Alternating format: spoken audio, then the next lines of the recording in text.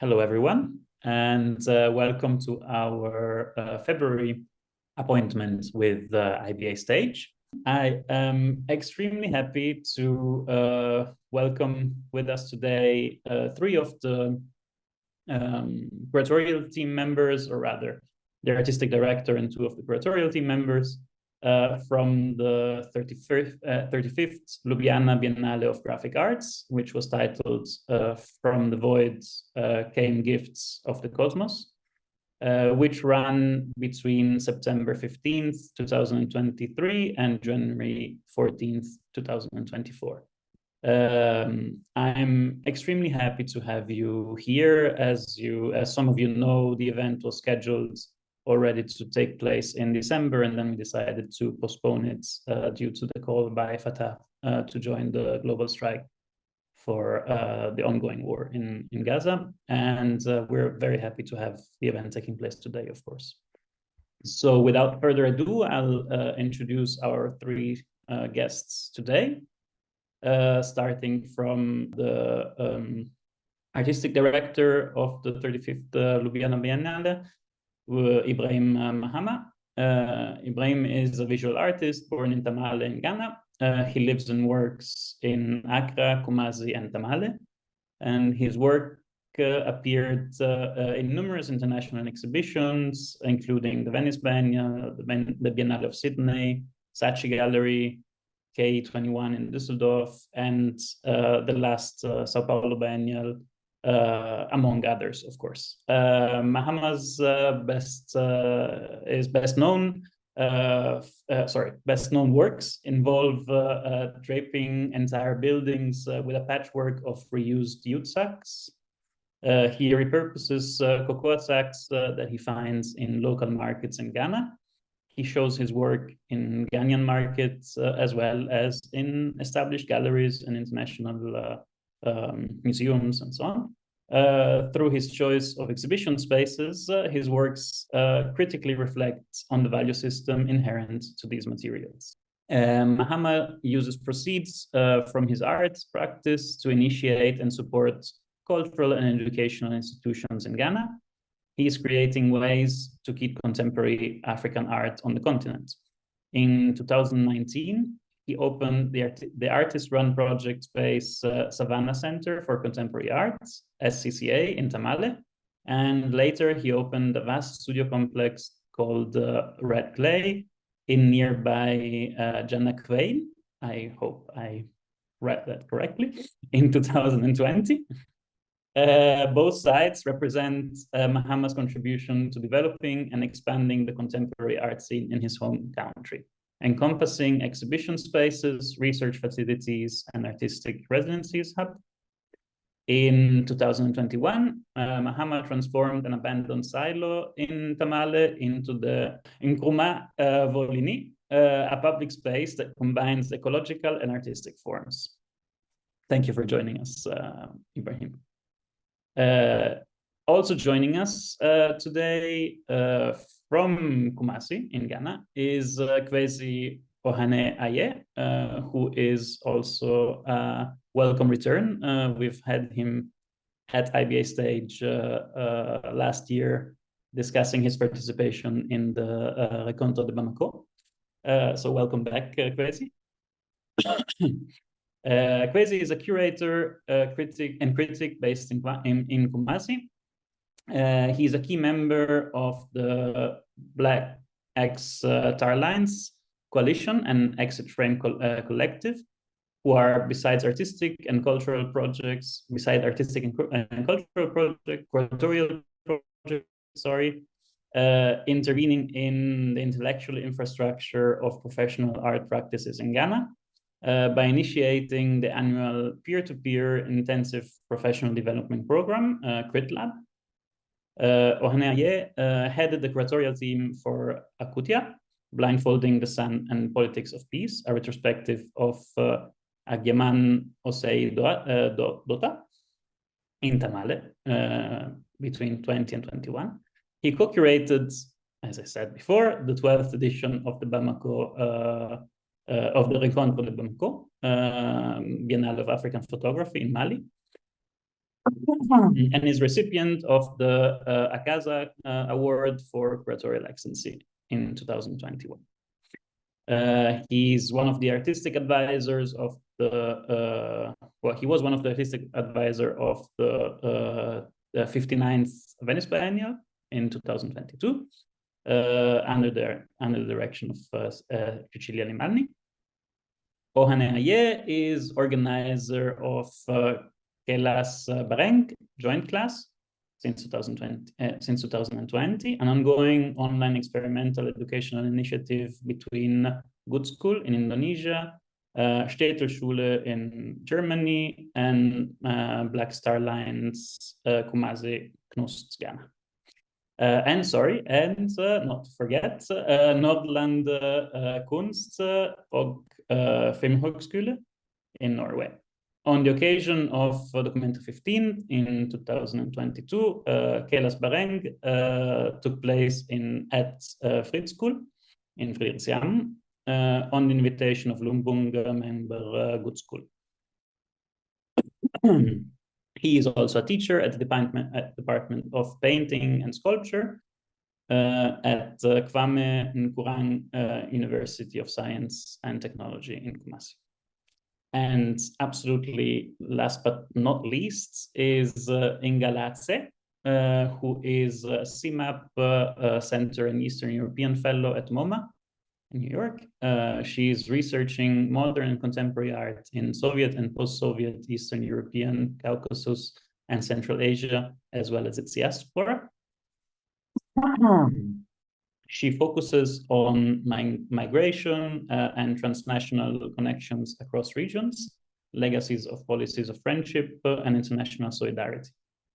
She has been curator at the Latvian Center for Contemporary Art since 2012 and the curator of the Latvian Pavilion at the Venice Biennial in 2019 with artist Daiga Grantina, co-curated with Valentinas Klimašauskas. She also has been co-curator of Allied Kiev Biennial in 2021 as part of the Eastern European Biennial Alliance, and co-curator of the 7th to 10th editions of the Contemporary Art Festival Survival Kit, also happening in Riga. She has curated exhibitions at the Malmö Kunstmuseum, Museum Stucki in Łódź, Framer Framed in Amsterdam, James Gallery in New York, and Villa Vassiliev in Paris, and is currently co-curator of a New Vision Triennial for Photography and New Media at Henny Onstad, Kunstcenter in Oslo. So I will leave you the floor.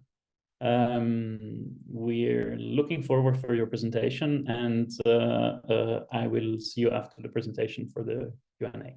Thank you very much for joining us. And yeah, thank you very much, Christian, for the wonderful introduction. I hope I'm clear. You can hear me well.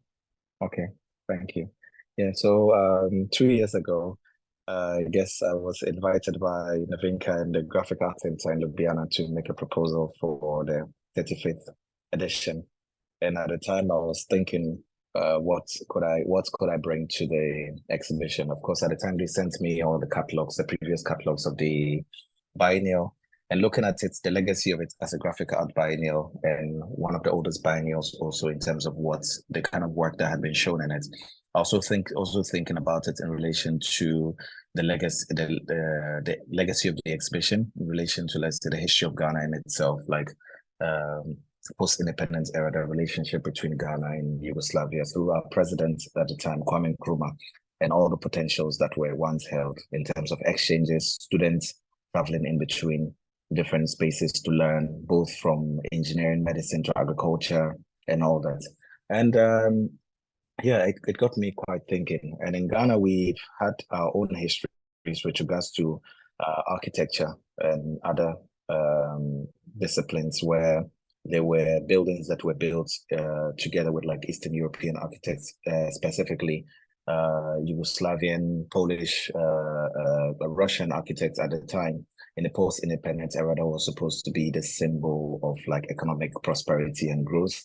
But in the mid-60s, a lot of these things came crashing down.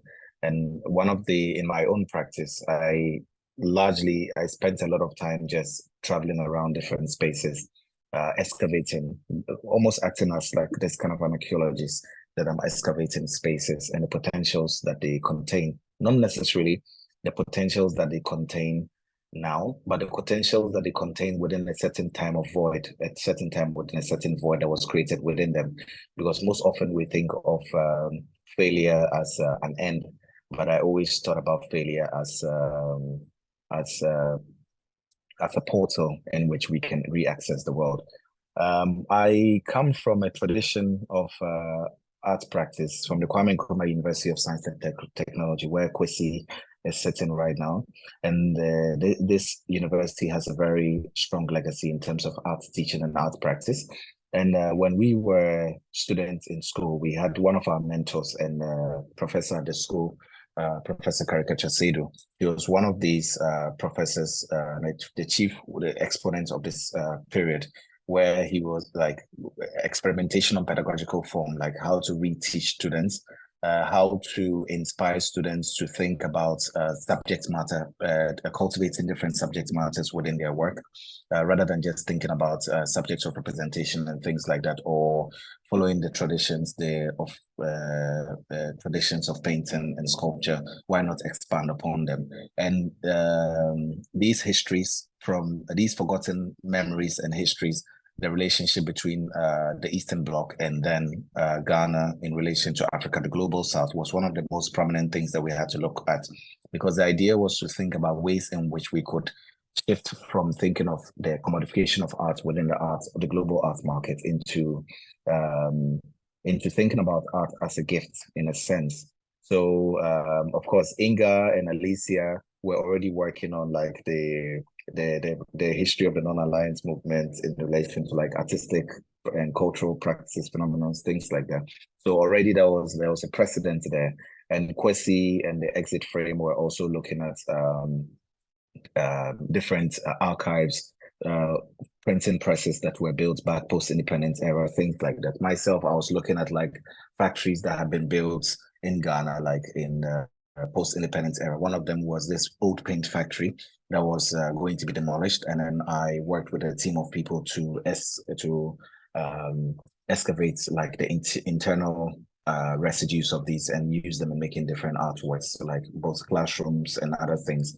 And then one of the most prominent ones was this silo, which was built in the between 1959 till like 1966, and were built all around Ghana. At the time, the lands were given to our president Nkrumah as a gift by the chiefs in order to build these factories that were supposed to lead towards economic prosperity. Because at the time, when in 57, when Ghana gained independence, Nkrumah made a statement in his speech that the independence of Ghana is meaningless unless it is connected to the entire liberation of the African states. That was one of the Pan-Africanist positions that Nkrumah had, that the idea that Ghana was not free in itself, because he was also looking at the crisis in Congo at the time, together with many other things. So the question was about economics and also about class struggles in a way. And the Eastern Bloc, he thought, was one of the places in which we could find this kind of alliance, because, of course, we were just coming up from a colonial era, and the West, over a long period of time, had proven the fact that it was geared towards constant exploitation. So these buildings were started and they were not completed, because in 1966, when Nkrumah was overthrown, there was a propaganda that at the time he was building these huge concrete silos as nuclear bunkers, because we have Cuba. Ghana was part of Cuba, Ghana, all the countries in the non-alliance. There was an accusation that Ghana was building the nuclear silos and also political detention centers, and that almost created some kind of an amnesia. So you see these really big spaces, which at the same time you grow up, but it's almost as if it's no longer in our memory. So I thought that could have been the starting point. That's where the title from the void came, the gift of the cosmos, because we were going back into a tangible time in our own collective histories, but in a way once in COVID period, we got access to this building. I bought it, and then we started excavating the building manually with members of the community. We realized that there was an entire ecosystem breeding in this space: bats, fishes, snails, toads, all kinds of other ecosystem. And then we realized that we couldn't turn the hands of time. We couldn't say that, oh, why not go back to 1966 when these spaces were abandoned, and why not we use them to get again today as, let's say, silos for storing food. But then now the crisis and the void that was left within that space over a long period of time left a series of potentials for other possibilities in terms of cohabitation and all that.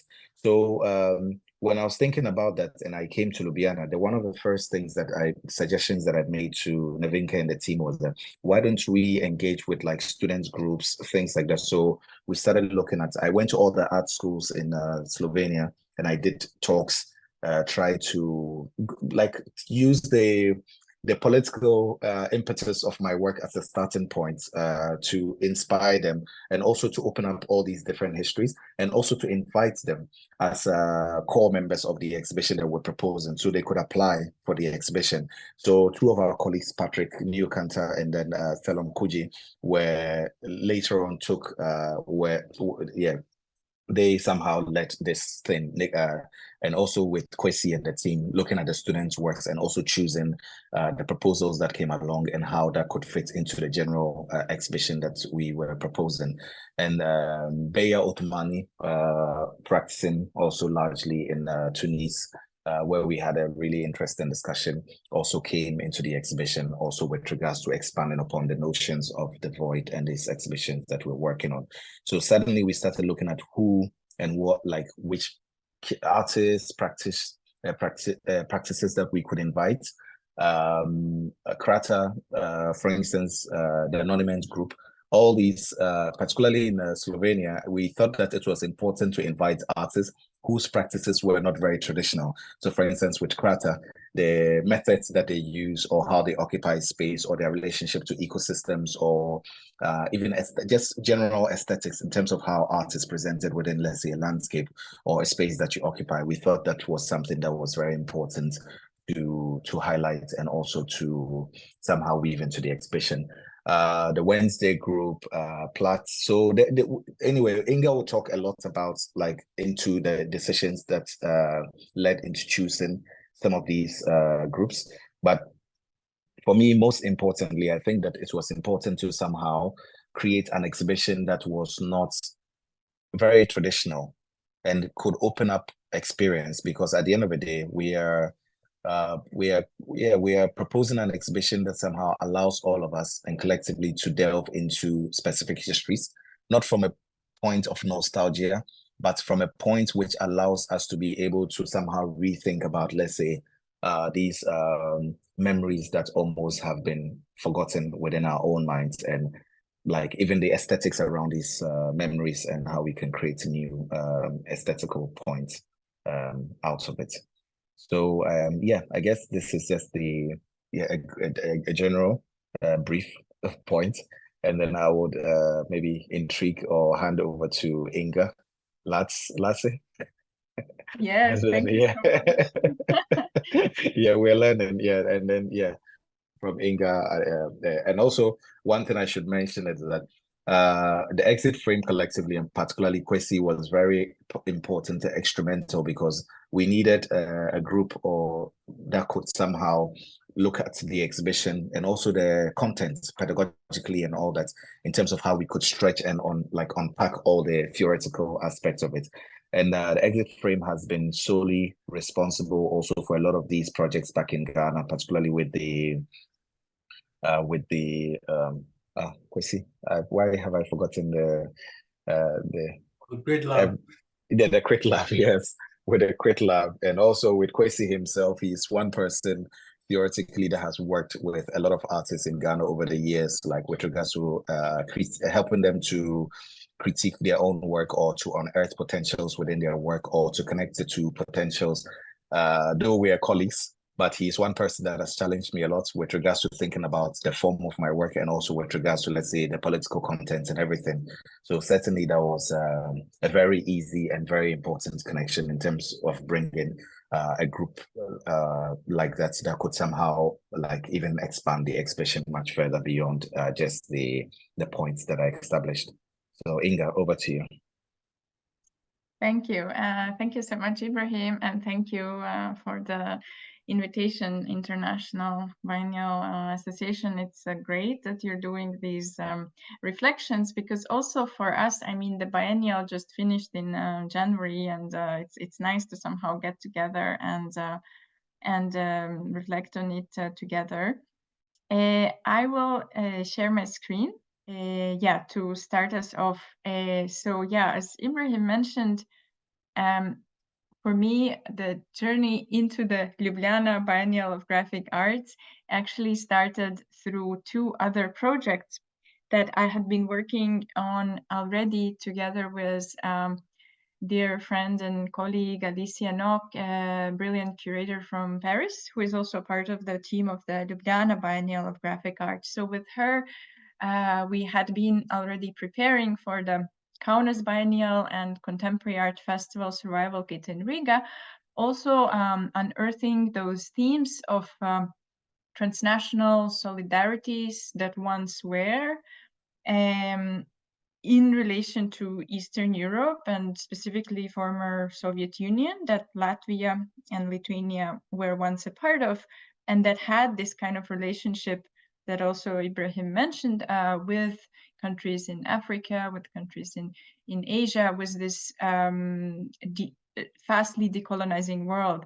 And instead of focusing on the grand political narratives, we were focusing a lot on these personal relationships, on the trajectories of like students from Africa studying in Eastern Europe, on workers being sent to Eastern Europe to work in Africa, and through working with artists and trying to really see what it actually had meant, and of course realizing that experience for or political motivations for Soviet Union, for instance, were different than for countries in the former Yugoslavia, where it was really this non-aligned collaboration, trying to be, in between and not aligned neither with like the West nor with the Soviet Union, whereas Soviet Union was actually kind of in, one of the power axes. But we found it specifically important to deal with it from the perspective of these sort of more peripheral places like Kaunas in Lithuania or Riga in Latvia.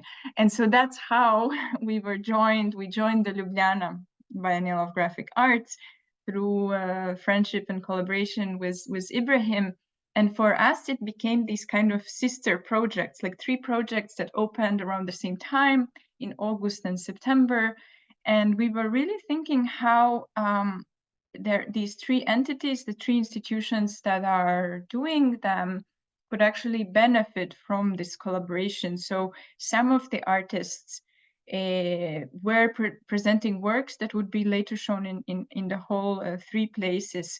So it was this kind of ecosystem of co-production, also co-thinking, because of course, yeah, and to seeing really these 3 different contexts.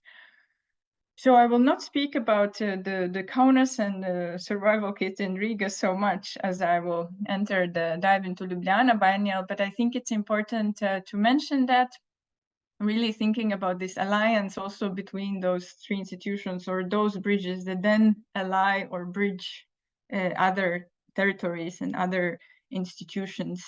And so if to think about the exhibition that we set up, the project that we set up in Ljubljana, we thought a lot about the kind of the vision or the brief that Ibrahim gave us as a team, and also how the practice of Ibrahim has been in Ghana, and what it actually does and what it means. And so one of the key elements were these kind of infrastructure, like looking at infrastructures and exactly the kind of the collaborations that infrastructural projects provided or demanded, but also the voids that they left.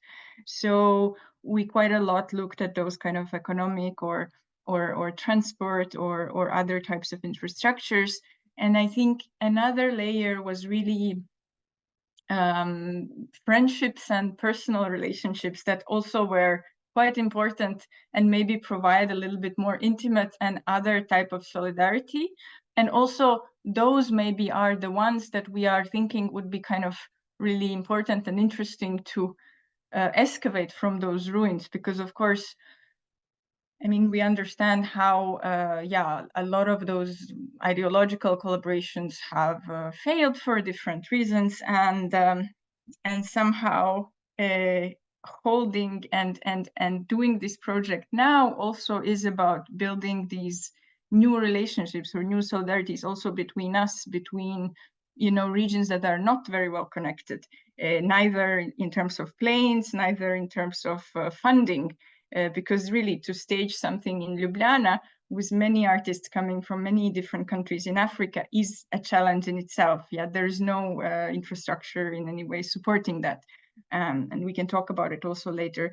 And the third axis, or the third important thing, was printmaking itself, because we thought, okay, so really from 1955, when Ljubljana Biennial was established, it really was this,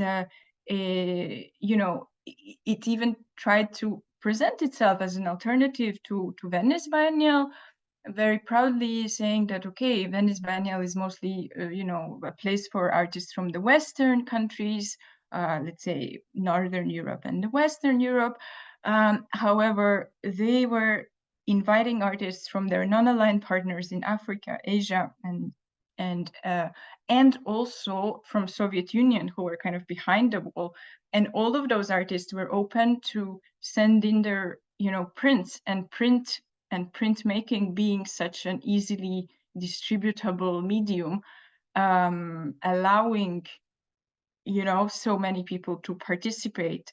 And so that kind of accessibility, and also maybe the political notion and political kind of meaning of printmaking was also something that we thought to explore in terms of past, and also the future. And as Ibrahim mentioned, also another thing was really thinking about these new ecosystems where many projects such as Crater have been very important, already doing that work in Ljubljana city. Okay, a few words. I will try to maybe talk a few words about several of the projects, but not to get also too deep into them, in order to allow Kwasi to speak about the public program, and also for you to be able to ask some questions. But I think several maybe key collaborations were, for instance, this project of Janek Simon and Max Cegielski, Polish artist and theoretician, One Man Does Not Rule a Nation, which kind of refers very directly to that moment of Ghana's independence. And so when in a city of Vineba, where the Nkrumah's Technological Institute was taking place, there was a statue to be built, and the Polish artist Alina Ślesińska was invited to sculpt the figure, the face, the portrait of Kwame Nkrumah, which she also did. And so the artists were delving into that history between this Polish woman artist going to Ghana, making that portrait. And interestingly enough, and again, this is this small kind of history that talks about much larger events, because as quickly as the monument and the would be erected and the independence process started, very soon it was also demolished, through also kind of signaling what happened to the whole country and Ghana and Nkrumah and the CIA involvement in this kind of toppling new presidents, in an African country like Ghana, for being one example. And so for this biennial, as well as Kaunas Biennial and Survival Kit, where the work was also shown in a different form, allowed for this research to take place, but not in solitary kind of way, only looking at the archives, but the artists would take up the trip, meet with, Exit Frame Collective, with Kwasi, with researchers in Ghana, and are now sort of also continuing that collaboration, really also asking why now? Why should we look at those kind of collaborations? And this is the way how the installation looked in Ljubljana. Another important project is the Monument Group, the local group from Ljubljana, that opened an archive of a project that they've been working on for many years. And so it's called an open archive of what is to come, and it deals with this pioneer railway that was a project in former Yugoslavia, after a model of the Soviet Union, where pioneers would be invited to learn to how to work a railway, to become good workers. And in a way, this kind of solidarity with workers, or being raised as a worker, and many different ideas that of course we know were ideologically tinted at the time, also present a certain kind of utopia that is lost right now. And in that moment, this kind of like interviews, but also this heavy infrastructure that we see, which the artists brought in, is an interesting combination. And we also see that there's a small, even like a small a piece of grass growing in one of those kind of railway logs. And I think there is that kind of relationship also between this past heavy infrastructure and the future, and the hope that maybe can be somehow activated through this kind of project. More so, we looked at, because one of the venues was the former sugar factory, Cukrarna, turned into art space in Ljubljana. We had a project of Ilona Nemeth dealing with like the destruction, or the decay of sugar industry in Eastern Europe from 90s onwards, next to Ala Yonis, who was working on a project of the Egyptian Aswan High Dam, where Soviet Union played a very important role. And through this kind of also almost investigation, how, what, when, and how it appeared in the popular culture and film, she also led us through a certain kind of moment in the Cold War, but very much from a view from today. And in that same room, Thierry Oussou, an artist from Benin, had brought cotton from his cotton farm in Benin. So not only projects that explore histories, we also have artists like Ibrahim who are bringing new models to the front, to the fore. And so for Thierry, the project Equilibrium Wind is about growing cotton, physically growing, having the cotton farm, but also it is about somehow challenging the ways how the cotton industry works in Benin, and how in general the cotton, this general circulation is not, let's say, equal, and who can and who cannot participate in the economic processes. So he uses these art channels to talk about it. A School of Mutants is another interesting project that dealt with those kind of transnational connections in relation to history of film, looking at, and this is a quote from Sembène Ousmane, and Senegalese filmmaker and writer, "I am my own son," which is also one of the very important moments if you think about decolonization, where Sembène, who studied in Moscow but also had access, and did many things in Europe, would actually at one point say that, I am my own son, and instead of looking at one or the other side, I'm looking for my own way, and in filmmaking and in writing, and this is the African way or the Senegalese way. And so through prints and this textile work, the work tells these kind of histories. From the personal point of view, I think it's important to mention János Sama and Tjaša Renner. Tjaša being a Slovenian artist who has been living in Ghana for many years. She was back in Slovenia, but I think now is back again in Ghana. And in this small corner, very homely, she reflects on another woman that that is living from Slovenia in Ghana and has, you know, established her family. And I think through these two generations of women having that experience, we again go back to the personal, and that can help with this kind of like general lack of solidarity or lack of common vision.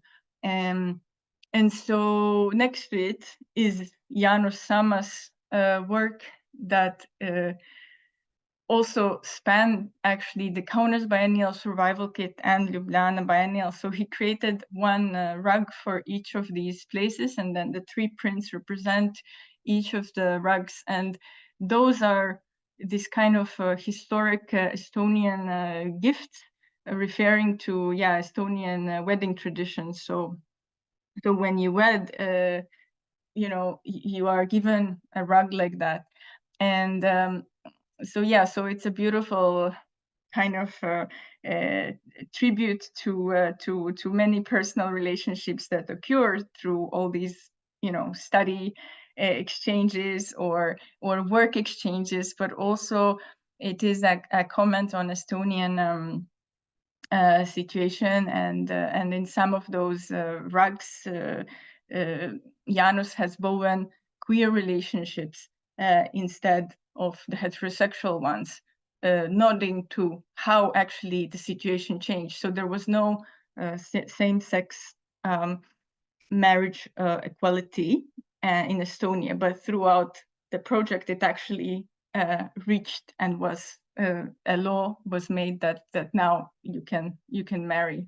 There is marriage equality in Estonia. So in a way, also this kind of political struggles from each of those places, the artists sort of brought in. And we go to the very last chapter of what I wanted to talk about, and that is the printmaking. So one of the strategies of how we worked with the artists and archive of Ljubljana Biennial of Graphic Arts, we really looked through who participated in the biennial through those different geographies. And we tried to invite artists or show works by artists who had taken part alongside younger generation artists. And so this is one of the beautiful dialogues that were created. Muhammad Omar Halil, an artist from Sudan, who took part in the Biennale of, you know, in 50 years ago, in 70s, it appears. Yeah, I think so. And now he came actually again and showed the work that is on the right in dialogue with Abed al-Kadiri, who created the new work with the prints that we see on the left.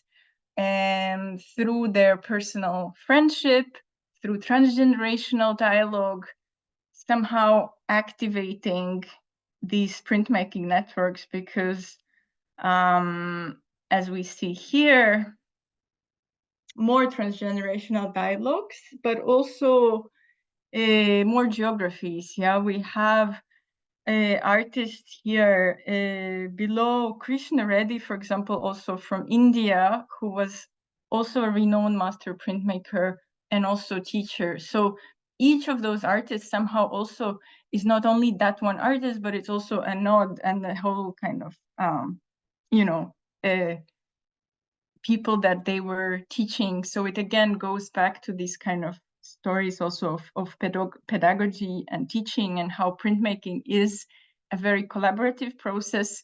When we talked with Muhammad Omar Halil and Fatma Tloa, another printmaker who runs a school in South Africa, it is also like you have to leave your ego out, because sometimes you are just basically printing for other people. So from Estonia to Iraq to Sudan to Lithuania to Nigeria and so many places.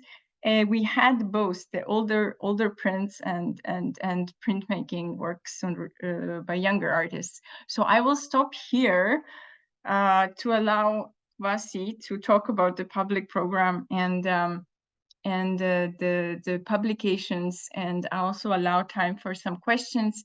And yeah, so please go ahead, Kwasi. Thank you, Inga. Yeah, thanks to Ibrahim as well for the vision to open up this dimension of thought and of artistic possibility in that or on that scale. Also grateful to the MGLC, my co-curators, and the list of artists, the wonderful artists who lit up Ljubljana, as well as the collaborators for the public program and allied interventions in Ljubljana and beyond. So I'm a member of the Exit Frame Collective, and as Ibrahim hinted before, we were primarily responsible. We were responsible not only for the main exhibition, but also with the public or the pedagogical program, which we kind of also worked through with our colleagues. Inga and co were all active in this planning process. So a nod to, from the left, Bernarda Quay Jackson, Kelvin Hazel, Ajuama, and Atuana, who are with us in spirit. So I'll discuss the theoretical framework a little bit into detail and how they influence the decisions we made for the main exhibition, for the public program, and also for the reader, which I co-edited with Kelvin Hazel, Selom Kuji, and Patrick Nyokanta Anka. And so, Ibrahim gave us a problem. From the void came gifts of the cosmos. This is like a loaded thematic framework that we had to kind of unpack. So it was more so there were 3 registers to the theme, and we kind of broke it down according to this. So the void is one of them. Gifts is one, and then cosmos is another. So what do these mean for us today? And the background with which we are discussing these terminologies and these precepts is one that engages the emancipatory politics of our time squarely. So we are also coming from with the timeline that Ibrahim had set forth. We were kind of beginning from the mid-century, post-war, internationalist, revolutionary, counter-hegemonic politics that had birthed much of the freedoms and the new imperialisms that we have today. So, these were all kind of we were responding to these questions, and it informed the artists that we worked with. It informed the selection of sites and the other collaborators. So, we, with this egalitarian dimension, we wanted a space to discuss that could coherently kind of deal with these geopolitical currents that had shaped much of the global politics, economics, and so on. So, what does it mean to invoke transnational, internationalist solidarity and liberation movements from at least a century ago? Here we're speaking of non-aligned movements, Pan-Africanist movements, Pan-Arabic movements, and so on. There are these kind of post imperialist dispositions that had emerged. And that was one way. And then we also wanted to, through this, think of affirming this kind of open-ended ecological orientation of art, such that, through a graphic arts biennale, we could realize a universe of forms and potentials and collaborations and so forth. So the first register, which I will talk about, is the void. And the void here is, we think of it as correlative to the cosmos. So the void and the cosmos kind of come together in a complementary framework that we think of as, just to hyphenate it as a void cosmos, right? Where we are looking at it as a site of universality. It is a space of the commons. It is a space that privileges no center. We think of the void cosmos as a space that also inheres pure multiplicity, which is to counter the hegemonic conditions of our status quo today. We think that we need more inclusive spaces and ideas in order to progress. And so, but we also think of it as a space of radical indifference and immanence. The void cosmos is also for us a site of potentiality, a site of contingency, and a site where we can practice preemptive equality. So this is the spatial kind of background, or the orientation that we bring to the idea of the cosmos and the void. So whenever we invoke this term, that's what we mean, And so Caricature Seydu, who has been mentioned by Ibrahim, is one of our mentors, but also, just this artist intellectual who has really caused a revolutionary shift in Ghana and beyond. And he phrases it like this. He says that with the void, God becomes the surgeon who opened up the patient and didn't know what to do next, right?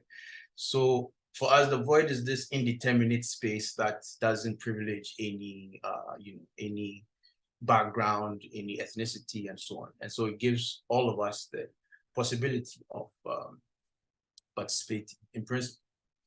And the void cosmos comes, in the constellation of spaces and artistic projects that we staged. We conceive this in at least four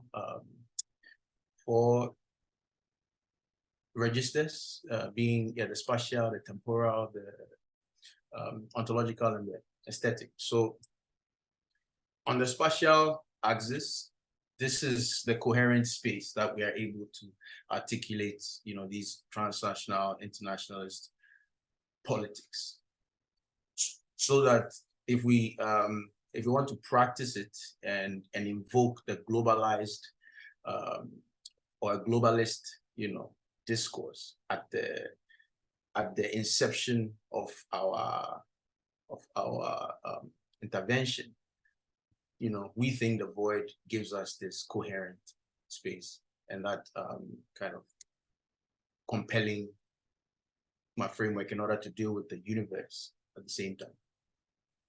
And then in terms of in terms of time, this space, this void cosmos also allows us to transcend, this kind of modernist singularity, which has shaped a lot of our thinking, about economics and in the world we live in general. So we kind of what the void cosmos offers us is a fractal kind of temporality, or a space that we can collide time and manipulate time and play with time. So like we had interventions by artists who were not living.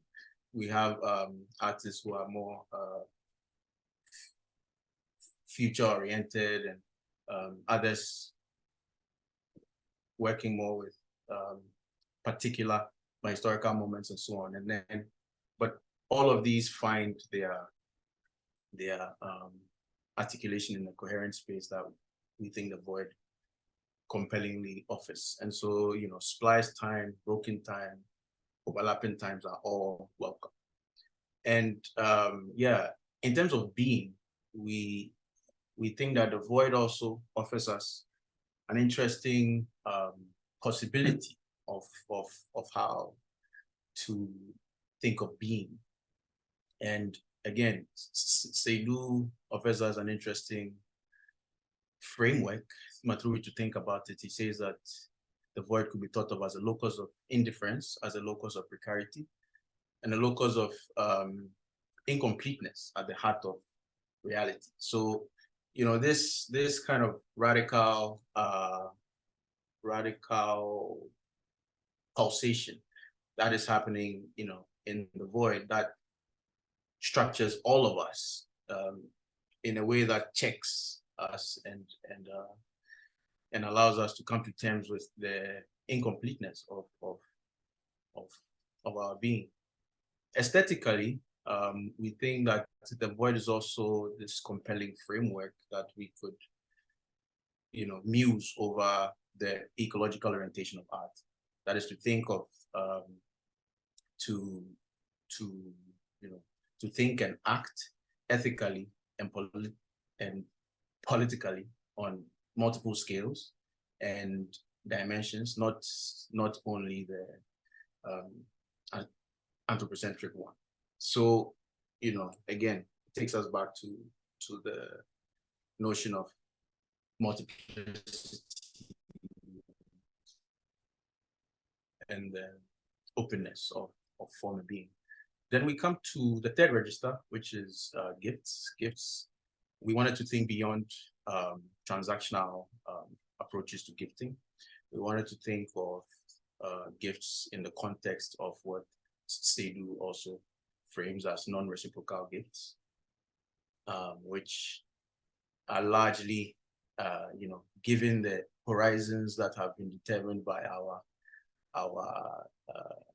imperialist, capitalist kind of worldview, which we're all beholden to. It seems impossible, you know. So that's another gift, if you like, pun intended, that the void gives us. You know, the flexibility of coming to terms with impossibility, of beginning with impossibility, and how to change or create new possibilities out of this. So it reminds me of a quote that you know, the psychoanalyst Jacques Lacan offers us. He says that love is to give what one does not have, and you know, this kind of thinking, this kind of is a thinker of negativity and how it structures our being. So this lack becomes an impetus by which, you know, more can be done, or that by the impossible can be achieved. So again, in Seydu's words, we say that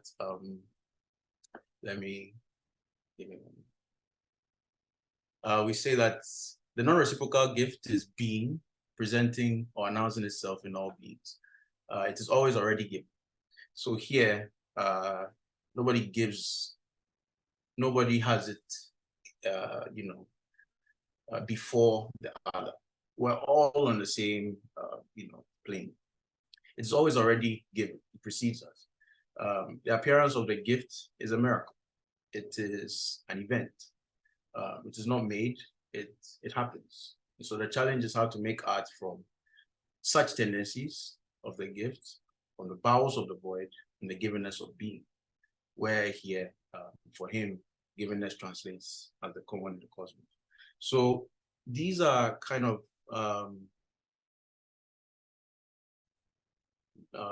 impossibilities, you know, but provocations to creating new economies, new practices, new forms, new interventions that come to terms with the problems of our time and how we can transcend them. And so, in a nutshell, I would say that the political kind of verve of what we were trying to do in Ljubljana gives us, we raise or we offer void multiplicities, as counter arguments to centrist hierarchical, binaries which thrive on, center periphery politics, which are largely imperialist, which resonate squarely with our capitalist system, and which also you find very active in any colonial or neo-colonial situation. It always ends in what we challenge in terms of domination. So for us, the void is a space where we can counter this tendency of domination, which is there in many aspects of our engagements in the world, but also particularly in art. If you look at the market, if you look at other institutions that are more related. So how do we, fashion out egalitarian models out of this status quo? And how do we also come to terms with the impossibilities that it has determined for us? And what tools do we use to challenge them? So these are the concerns and the issues that we were grappling with in the main exhibition, in the as you see, the publication, and also in the public program. And so ours was to find practitioners who were already dealing with these issues. Like you see, some of the contributors for the reader. And if you are able to, please grab a copy. I think you will be happy to have one in your library. But yeah, so it has my contributions from the artistic director, from artists like Kreta, Bea, who's our co-curator, Maseidu, who gave us a keynote lecture, Lukash Stanek, and all these wonderful thinkers and co-conspirers. So again, these ideas are funneled into the broader pedagogical kind of situations that are created in the show, and here you see glimpses of the various kinds of activations via entertainment, via film screenings, via workshops in artists studios, with lectures that were given, with curatorial tours, but also just walkthroughs like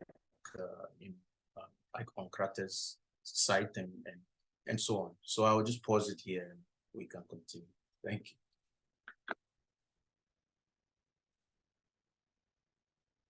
Thank you, Kwasi. Thank you, Inga and Ibrahim. I think you managed to give us a good sense of the framework in which you were working, but also of some of the individual works, and the working patterns, let's say, that you had. While waiting for interventions from the audience, I wanted to start this little Q&A session.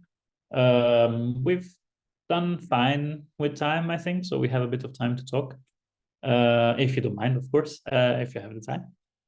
And I want to start with a very general and perhaps even generic question, but I think it's always very interesting in cases of exhibitions or biennials that involve the curatorial research and work of a number of individuals, and especially when these individuals are not in the same place and have not worked together, to give us a better sense of how all of this came together in terms of your own working and your own dialogue and your own sharing of research, or sharing of interests, sharing of perspectives.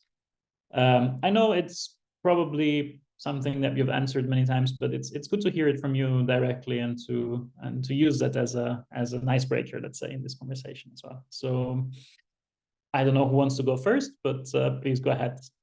Let's keep this as informal as possible, so feel free. Does someone want to start? Because, okay, that's a brilliant question, because yeah, I mean, we had these endless Zoom sessions with people being in different places of the world, with different time zones, that I would say were quite tiring and painful in relationship to these meetings in person that are just like so precious. And then you realize how much more you can do, and how much better it is. However, at the same time, it's not really possible. So I think we were also just having these small clusters. So like myself working very closely with Alicia Nock, and we would meet each other in Kaunas, Riga, in different places, Paris or Ljubljana, and then sometimes being able to, I don't know, invite Ibrahim to also on a short visit in Kaunas, to just try to cross the projects and try to cross these contexts. And then Alicia also traveling to Ghana quite often. So I feel like those kind of meetings and understanding a bit better of each other's context definitely helped much more. But Zoom, of course, it's a practical tool. Zoom and Google Document, this is how, you know, things are anyway made these days. Yeah, that's maybe the first very practical comment that I would have. Maybe Kwasi and Ibrahim wants to comment something.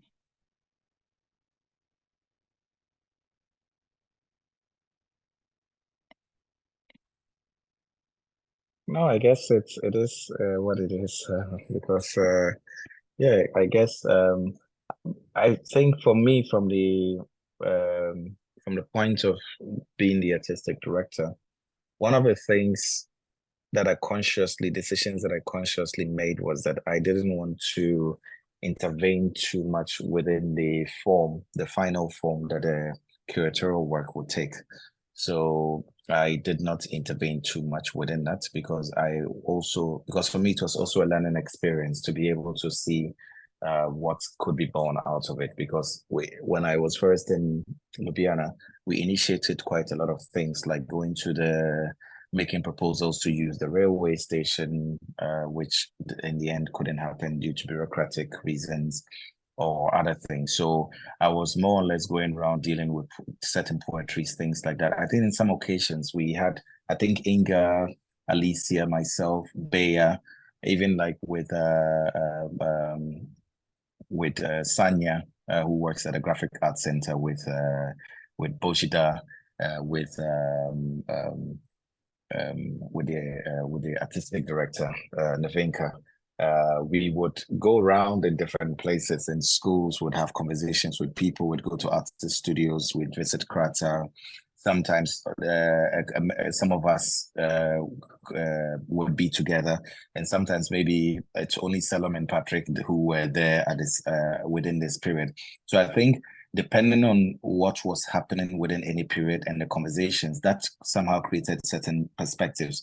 So certainly if we all meet and we discuss, maybe there would have been slight variations and other things. But certainly I was very curious to see how maybe the curatorial team would be able to bring together these different constellations, because sometimes you might have a specific idea in mind. But for me, I was also surprised at the end of the day how the exhibition turned out, because I was very surprised as to some of the forms, and also because I think there was a software that all the curators would put all the different works, the artists that they had invited, and sometimes they would place it somewhere, and another moment you check, and then it's completely off. They've moved. Artists have been moved around, and I think also in the end, when they closer to the time itself, some of the artists would write to me about the fact that their work couldn't be in the original spaces, and they were hoping that they could move it to another space, and then you would try to negotiate. And it was all about negotiation, and some could work, some would not work, but in the end, the way it came together, like Noniment's work that Inga showed, it wasn't originally supposed to be in this space, the constellation wasn't supposed to be this, but in the end, it came together very beautifully. So I think when you are working on such curatorial projects, particularly with its large number of people, I think it's just a matter of understanding that art is a process in itself. And of course, people might be annoyed because they think that their work is not shown within the best light. But as an artist myself, I go through this all the time. I'm just coming from Saudi, and you're proposing a work that involves for instance, produce a constellation of objects dealing with like multiple people who have to install. And sometimes you totally don't get exactly what you want. But the thing is that you learn something from the process. And for us, I think as a group and as a team, that's one of the things that we quite agree on. The process of producing something is very important. Yeah. Maybe Kwasi will highlight on that. Right. I mean, I talk about these things as if it was a smooth process and, as if everything was figured out. But really, yeah, like the tensions and the uncertainties that we were working with from the budgetary angle, right? Because, Ibrahim would always be ambitious, so no, I mean this very seriously. So he creates a problem for all of us, and then we have to, but it's a good problem. Yeah, but like we need good problems, especially for art and for curating. So he gives us this, this thing, and as a member of the collective, we're already there are 5 of us. Then there are 5 other curators who are, who have already been working, and then we join them, and everybody has their flow. Like everyone is busy, but there are times that we make time, but there are times that it's just impossible to do. But still, the work is carried on in some way, and it's just sheer will, sheer determination, and also just like the trust that we had with the artists that we're working with. Yeah, like some of them we worked with before, so we kind of had this rapport. But we always, the curators had their own selections, and then in the end we kind of deliberated on them together. In addition to the student groups that Ibrahim talked about, so this was a huge pool, and it wasn't, the easiest, but we managed to work it through. And that's also, how one thing I learned on this project, that once we are solidarizing our will, and once we all have the determination to realize this in its strongest form, no matter what, even if we disagree, we find a way, and that's how it came together. I really like the idea of creating problem as a positive, but I do think that it actually makes sense, especially in a group, because it does force everybody to sit down and think collectively as well of like, what's my position, what I want to do, but what's the other person's perspective, and so on. So I do think that it's probably a very generative way of creating a collectiveness in some form or another. Building on this though, and I'm still of course very open to receiving questions from the audience, but while doing that, I keep both the audience and yourself engaged. I wanted to I want to build on a few things that you mentioned in this answer that kind of reflect some of the questions that I wrote down while you were talking. And maybe I want to go back to Inga with kind of a double question, which is actually two questions, but I'm trying to form them as one. What I'm interested in understanding, and this comes out, of course, as well of our own perspective as IBA, is you mentioned your working process already in Kaunas, in Riga, and how these connect and reflect on what you were doing in Ljubljana. And of course, these are completely separate and different institutions that you're working with, different scales of institution as well that you're working with. And because you have also mentioned the struggle and limitation of the funding that you had in this case, and you mentioned specifically with working with artists from Africa, but I can imagine that the struggle of funding is something that we face, I think, continuously, especially with biennials. I'm wondering if this triangle of Kaunas, Riga, and Ljubljana actually allowed you to, I don't know, either create opportunities that were not there, or maybe highlight potential ways for institutions like biennials to create also longer-lasting collaborations rather than just for this specific projects. For this specific project. Sorry. Yeah, that's a very good question, but I somehow believe that that those can happen if there inside of them are people who are really wanting to do that. So in this case, for Riga and for Kaunas, it was me and Alicia who really wanted to do that, and so we pushed gently these institutions already to unite before. And then when we joined Ljubljana, it was our kind of intention to do that, because in a way, I feel like no institution as an institution, I mean, they want to collaborate, but it also creates a lot of tension, a lot of extra, like, oh, you need to like confirm this thing with your partner, but you are used to doing things like being the main person and just doing things, sending out the press release, sending out the whatever information, and that collaboration is this kind of so I felt that me and Alicia, within this, we were kind of this oil or this glue, trying to really hear what is happening there, and then see with the artist that, okay, you are preparing something, a trip to Ghana, let's, Ljubljana can give a certain kind of amount of, money, and let's add from Riga, and then think what we can present in Riga. So you really need that glue in between.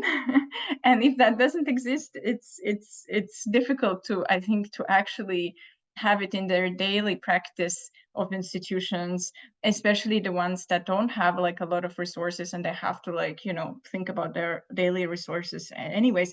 However, I'm not, so we really did it as this sister project in this specific edition, but I think that in general, co-productions or collaborations that also happen because, I mean, the artist maybe is connected to both institutions, or some curators are connected, it also is not an unusual practice per se. So just to say that we really tried to emphasize it, because the theme of solidarity and friendship and resource sharing sort of came in. And in some cases we would, because the survival kits Riga and Kaunas is also very close, so we could allow artists to come to Kaunas and stay over and then go to Riga, and they wouldn't have to go back to somewhere else.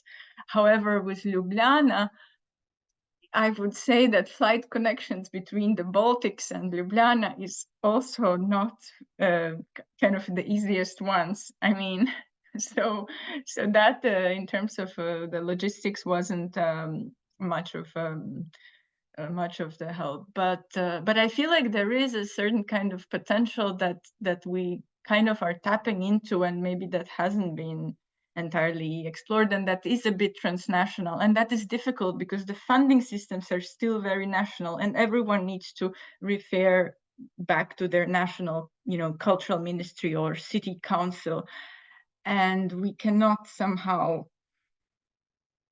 prove that we want to be transnational and that there is benefit in that,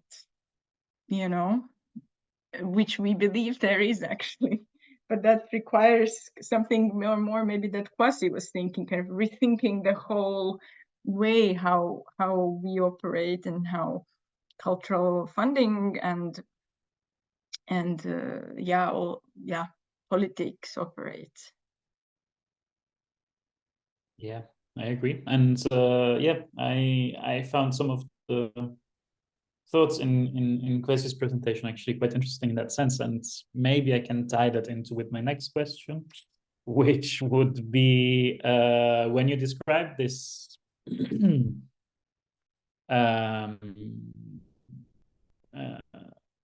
well, when you describe these voids that you used as a tool to reflect on geopolitical systems, on system of solidarity, and so on.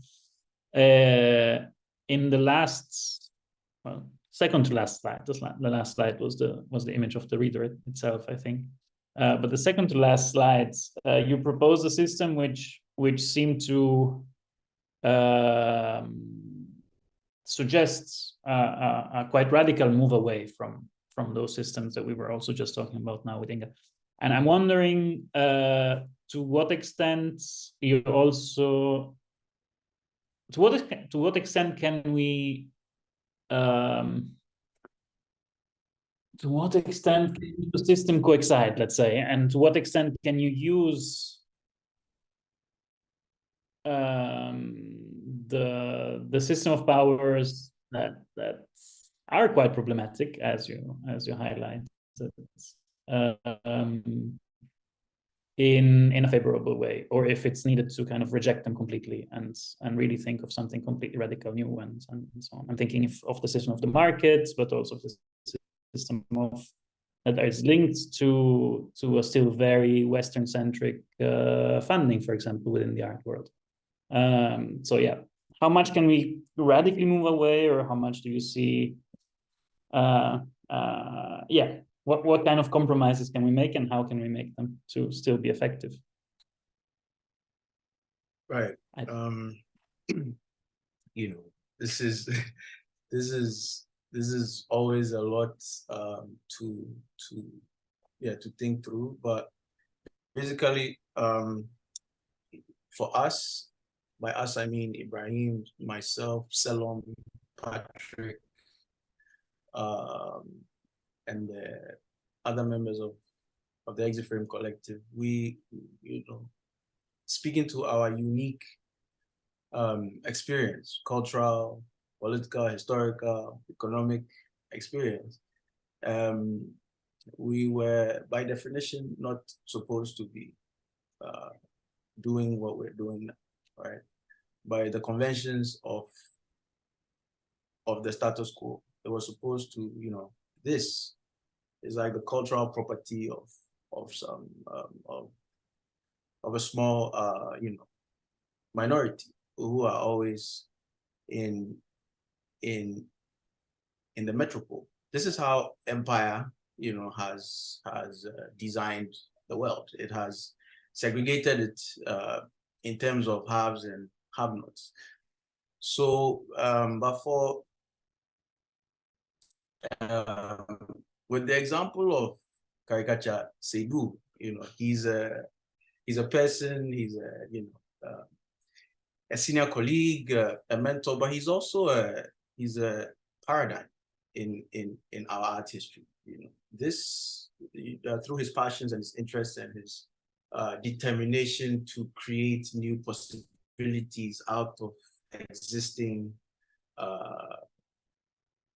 lacks, blights, possibilities. He offered us a model, a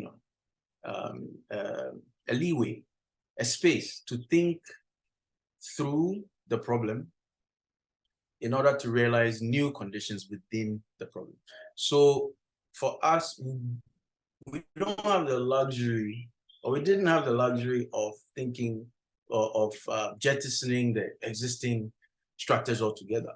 With the example of the art school here, you know, in KNUST, you know, this was established during the colonial period, British, you know, by the British colonial, you know, administration, and it was designed to serve, you know, the worldview that they held. So,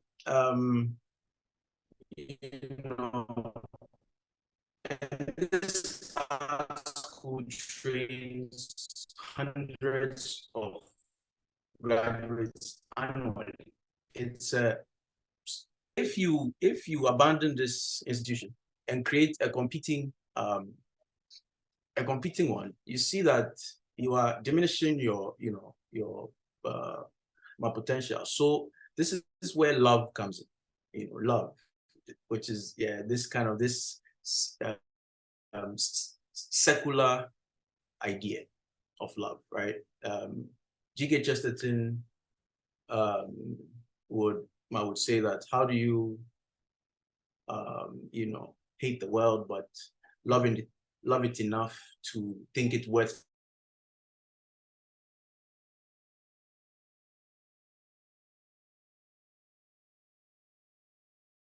Kwasi, if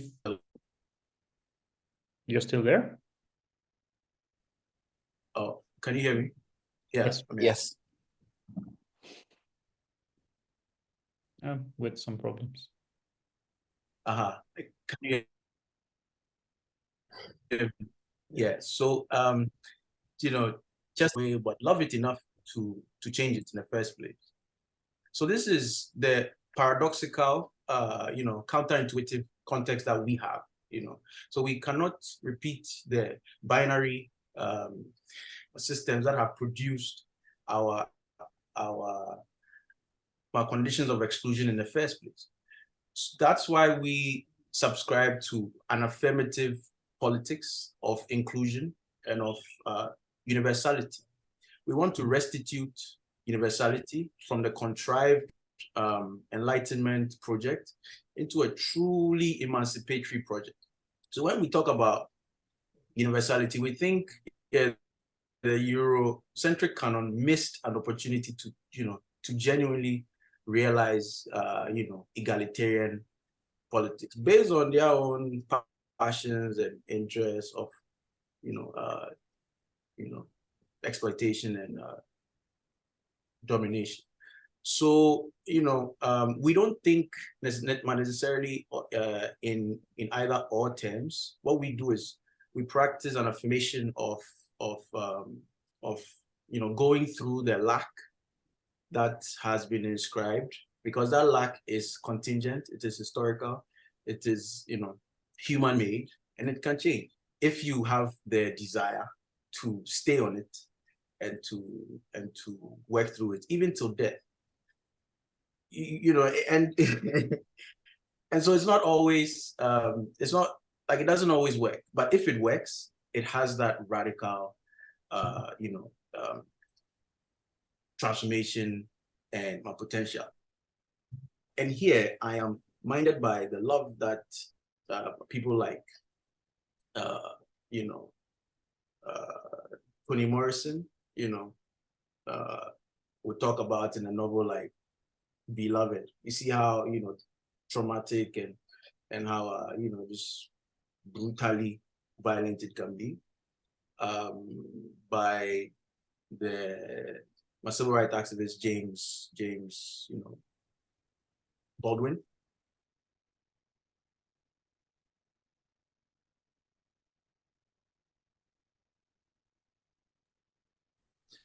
He also professes radical form.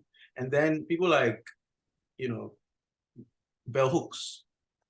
Let me turn off my video to see if it works.